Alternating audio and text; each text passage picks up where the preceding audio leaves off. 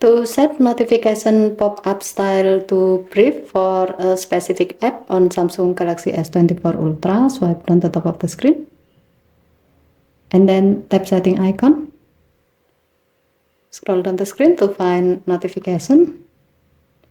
Tap notification. Tap notification pop-up style.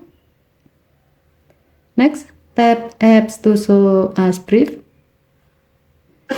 And then tap the on off switch next to all apps until the switch turns green to turn it off.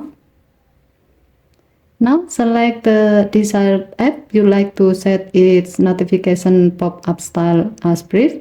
As the example, we will select WhatsApp.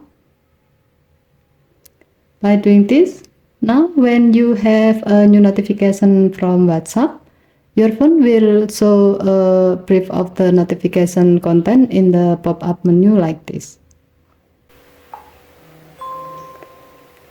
Okay, thank you for watching. Have a nice day.